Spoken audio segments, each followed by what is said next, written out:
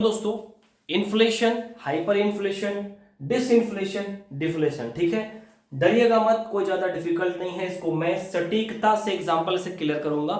और इकोनॉमी को समझने के लिए ये चीजें समझनी जरूरी है। ये मत समझिए कि डेफिनेशन आ जाएगा। तो देखिए, इकोनॉमी को आईएएस का सिलेबस में या किसी पीसीएस का सिलेबस में इसलिए ऐड किया जाता है कि चीजें अगर बढ़ रही हैं, ठीक है, तो उसका सोसाइटी पर क्या इम्पैक्ट पड़ रहा है, सरकार पर क्या इम्पैक्ट पड़ रहा है, सैलरी पर कितना बर्डन हो रहा है, गवर्नमेंट के जो राजकोष है उस पर कितना बोझ बढ़ रहा है, ठीक है, और दूसरे कंट्री से हमारा एफडीआई कितना आ सकता है। ये सभी चीजें एक दूसरे से जुड़ी रहती हैं। इसीलिए इकोनॉमी में समझदारी बहुत जरूरी होती है, खास करके अगर आप तैयारी करें और ऐसे भी लाइफ जीवन में भी समझने के लिए जरूरी है। तो देखिए, इन्फ्लेशन और हाइपर इन्फ्लेशन। इन्फ्लेशन देखिए क्या होता है। इन्फ्लेशन कि कुछ लोगों में क्या होता है ना, मतलब सब्जी खरीदने गए तो कुछ चीजों का रेट ज्यादा बढ़ा हुआ है, तो आप नॉर्मली लोग उसको कह देते हैं, ठीक है, कि क्या वो इन्फ्लेशन है, ठीक है। लेकिन क्या है, वो इन्फ्लेशन नहीं है, उसको कहते हैं सापेक्षिक वृद्धि। दैट मीन्स की रिलेटिव इंक्रीज इन प्राइसेस, ठीक है, मतलब कि किसी चीज में कुछ एक सीमित वस्तु में प्राइस का इंक्रीज हो जाना, ठीक है, उसको इन्फ्लेशन नहीं कहेंगे। इन्फ्लेशन जिसको कहेंगे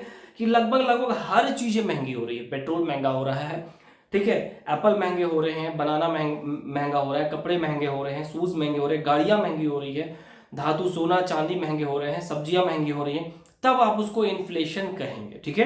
क्लियर हो गया, ठीक है। तो कुछ चीजों में अगर इन्फ्लेशन बढ़ता है तो क्या कहेंगे, उसको इन्फ्लेशन नहीं कहेंगे। लेकिन बोलचाल की टर्म में क्या होता है कि इस्तेमाल में ये आ गया है। अब देखिए हाइपर इन्फ्लेशन। अब यहां देखिए इन्फ्लेशन क्यों बढ़ता है। किसी चीज का डिमांड बढ़ जाएगा तो इन्फ्लेशन हो जाएगा, अगर उसकी शॉर्टेज हो जाएगी तो इन्फ्लेशन बढ़ जाएगा, ठीक है। आबादी 100 करोड़ है, टमाटर बहुत कम उग रहा है तो उसकी डिमांड बढ़ेगी। सोना इतना महंगा क्यों है, क्योंकि उसका शॉर्टेज है, ठीक है। वो मेटल बहुत रेयर मात्रा में और कम मात्रा में मिलता है, डायमंड और भी कम मिलता है, ठीक है।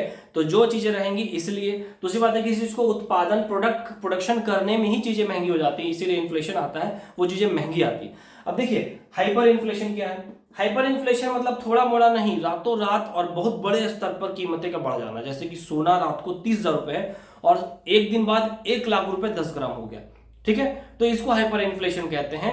इसका एग्जाम्पल फर्स्ट वर्ल्ड वार के बाद जर्मनी में देखने के लिए मिला था। वहां इतना महंगाई था कि नोट से वो लोग अगर वो खाना बनाने के लिए ईंधन नोट जलाने के लिए इस्तेमाल करते तो वो सस्ता पड़ता, जबकि सामान खरीदना इतना महंगा हो गया था उस समय, ठीक है। तब क्वेश्चन आता है कि हाइपर इन्फ्लेशन क्यों राइज करता है। जैसे कि कल ये पता चले आपको, हाइपर इन्फ्लेशन की कल ये पता चले कि सारी जितनी भी सारी चीजें हैं वो बर्बाद हो जाएंगी, सिर्फ सोना ही है जो बाहरी अटैक होने वाला उससे सेफ है, और सारे पैसे जल गए हैं, सरकार ने बोला रुपए की वैल्यू खत्म कर दी गई है। तो लोग क्या कहेंगे, सोना दबा के खरीदना शुरू हो जाएगा रात भर में। समझ में आया। तो जैसे कि कल को जाके कोई डिजीज फैला है ना, डिजीज फैला और उनको ये कहा गया कि स्वीट पोटैटो है जो शकरकंद जिसको कहते हैं, कि उसी को खाने से ये बीमारी ठीक हो सकती है। तो जहां शकरकंद 50 रुपए मिल रहा था, हो सकता है कि 5,000 रुपए किलो रातों रात बढ़ जाए। तो इस तरह की चीजें, लेकिन ये रेयर देखने के लिए मिलता, हमेशा देखने के लिए नहीं मिलता, ठीक है। आप समझ गए इन्फ्लेशन और हाइपर इन्फ्लेशन। अब देखिए यहां पर क्या है, डिसइन्फ्लेशन अवस्फीति। देखिए सरकार, आप सुने होंगे कई बार सरकारें कहती हैं आरबीआई को या मॉनेटरी पॉलिसी कमेटी को कि जो इन्फ्लेशन का रेट है 4 से 6% तक रखो।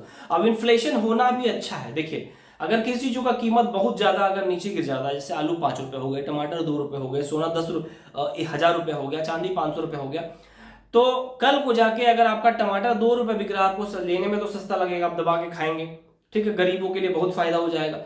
लेकिन अगर 2 रुपए बिक रहे हैं तो क्या कोई टमाटर उगाएगा।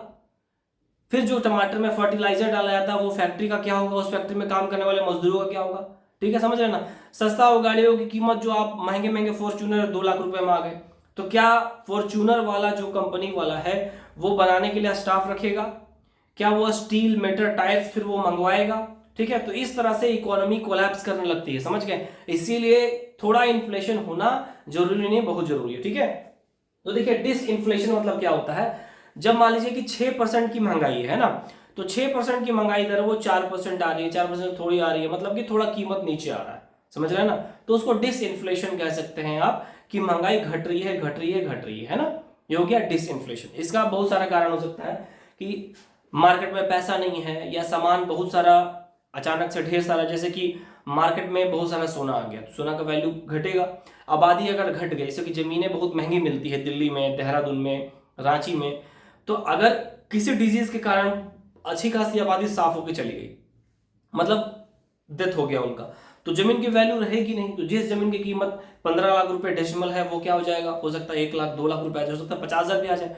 आदमी है, देखिए इंसान है तो सोना का वैल्यू है, हीरा का वैल्यू है, कानून है, प्रधानमंत्री है। अगर आदमी ही नहीं है तो जमीन, ठीक है, बिस्लरी का वाटर, अच्छे शूज, उसकी क्या वैल्यू, कोई वैल्यू नहीं है। समझ रहे हैं ना।